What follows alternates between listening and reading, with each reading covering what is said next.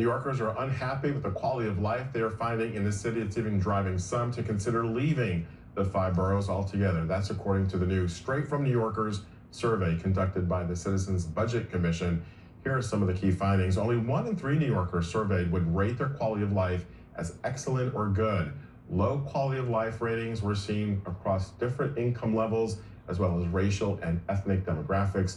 There has been almost no improvement in the ratings for how safe New Yorkers feel on the subway system since 2023. Still, more than half of those surveyed say they plan to stay in the city for the next 5 years. We're taking a closer look at all this this morning. Anna Champagnie is the Vice President for Research at the Citizens Budget Commission. She joins us now with more on all this. A fascinating survey, Anna. When you look at the breakdown here from with the boroughs, according to the 5 boroughs, we see that Manhattan residents report a higher quality of life than New Yorkers in any other borough. The Bronx rating is the lowest, with 23% saying their quality of life is excellent or good. So Anna, can you explain the discrepancy here? What did you find?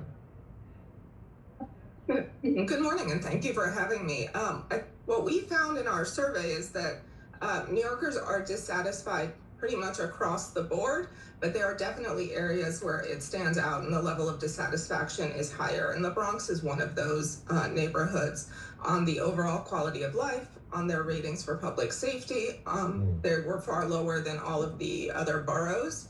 And we asked New Yorkers about a number of services in their neighborhoods, libraries, parks, garbage pickup. And on all of these, the Bronx residents rated their satisfaction with the services the lowest, and often by a wide margin, sort of lower than other boroughs. So definitely a clear message to New York's leaders that the Bronx, their residents are dissatisfied and they're asking government to do more and do better for them. Yeah. The survey asked New Yorkers if they feel safe in the subway system. Even during the day, that number is just 51%. That's down from more than 82% back in 2017. Did that surprise you at all? We've seen so much attention being poured into the subway system when it comes to safety, a lot of resources, more law enforcement, trying to make subway riders safe. What do you make of the finding here? Well, I think it goes to show that it is very difficult to change perception, and sometimes it takes time for sort of the perception and the ratings and what individuals feel and say they feel to catch up with what has been a significant effort and improvement in subway safety. But it's clear that New Yorkers still feel like they are not safe. As you said, it's 50% during the day. It hasn't budged since 2023, so that is concerning. And similarly, we ask about subway safety at night, and that is actually down to 22%. So roughly 1 in 5 New Yorkers are comfortable riding the subway at night, and that's a concern that needs to continue to get attention and focus so that we can turn the tide. The subways and it is a great asset to the city, and having people feel comfortable using them is really important.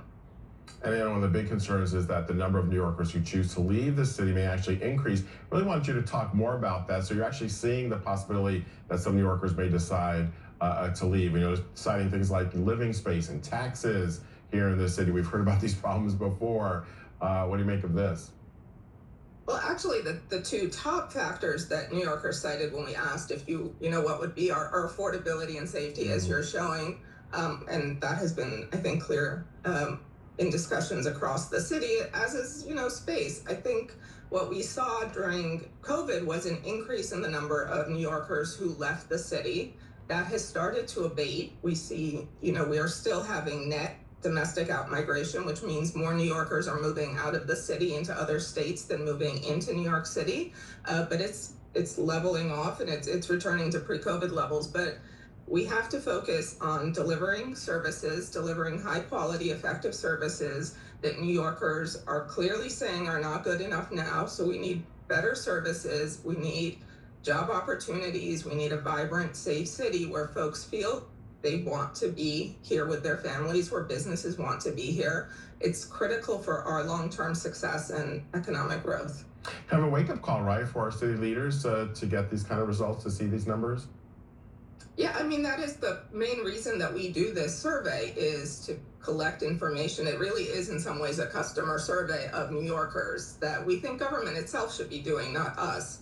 But we do it to get this information, and we really urge leaders to use the data and to look at it to see where are the trouble spots, where are the weaknesses, where should they be directing their resources, what is it that New Yorkers want government to do for them, and how is government doing. Great information, Anna. Anna Champany with the Citizens Budget Commission. Great to talk to you this morning. We really appreciate you dissecting all this important research for us. All right, thank you.